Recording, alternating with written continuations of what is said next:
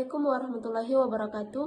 Nama saya Nahda Helmi, NIM 1124 dari kelas AS 6B. Baiklah, di sini saya akan menjelaskan sedikit dengan mata kuliah Hukum Keluarga di Negara Muslim. Baiklah, saya dari kelompok 4 akan menjelaskan sedikit tentang melacak sejarah dan metode pembaharuan hukum keluarga Islam. Sebagai negara yang pertama kali melakukan pembaharuan hukum keluarga, Turki melakukan langkah positifikasi hukum keluarga melalui undang-undang. Pandangan Said Hossein Nas, Turki meredaksi dari pendapat-pendapat dalam mazhab Hanafi. Pemikiran-pemikiran dalam mazhab Hanafi menjadi mazhab yang melatar belakangi kehidupan keberagaman secara formal.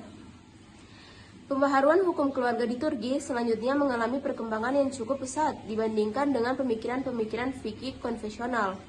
Pada tahun 1920, sebagai awal pembaharuan hukum keluarga di Mesir, ditandai dengan positifikasi undang-undang tentang hukum keluarga. Sementara perubahan kedua dilakukan terhadap beberapa pasal pada tahun 1929, beberapa materi yang ada dalam hukum keluarga antara lain ketentuan terkait waris, poligami, wasiat wajibah, dan pengasuhan anak.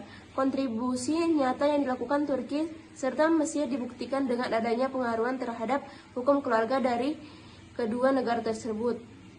Terkait dengan metode pembaharuan serta konsep hukum keluarga pada negara-negara Muslim, konsep dan metode pembaharuan sebagai berikut. Yang pertama, intradoctrinal reform.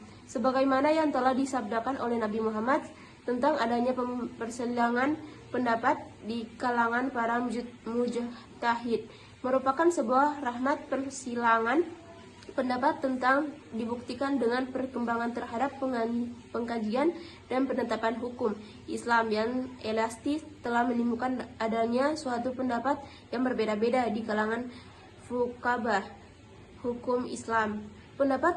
Pendapat dalam penetapan hukum Islam tersebut dibuktikan dengan adanya golongan mazhab dalam fikih seperti mazhab Hanafi, Syafi'i, Maliki, dan Hambali. Selanjutnya ada ekstra doktrinal reform. Penggunaan metode ekstra doktrinal reform dalam pembaharuan hukum keluarga merupakan sebuah metode pembaharuan yang keluar dari pendapat imam mazhab. Pendapat ini melakukan dengan menggunakan pendekatan yang lain yang bisa diadaptasikan bagi masyarakat. Yang ketiga, regulatory reform. Umat Islam selalu bersentuhan dengan tradisi-tradisi lain, termasuk bersentuhan dengan negara barat. Persentuhan ini telah mempengaruhi hukum keluarga dalam beberapa hal, termasuk adanya sebagai produser administrasi. Yang keempat, Codification merupakan pembaharuan dengan menyatukan dan membukukan materi hukum dengan sistematis dan lengkap. Selanjutnya, pembaharuan hukum keluarga Islam pada negara Muslim. Menurut JND Anderson, negara Muslim melakukan 3 tipologi dalam melakukan pembaharuan hukum keluarga di negara. Yang pertama, negara yang masih menganggap syariah sebagai sebuah hukum dasar yang harus diterapkan. 2, negara yang merevisi hukum syariah dan menggantikan dengan hukum barat yang sekuler. Yang ketiga, negara yang menggabungkan antara hukum syariah dan hukum sekuler.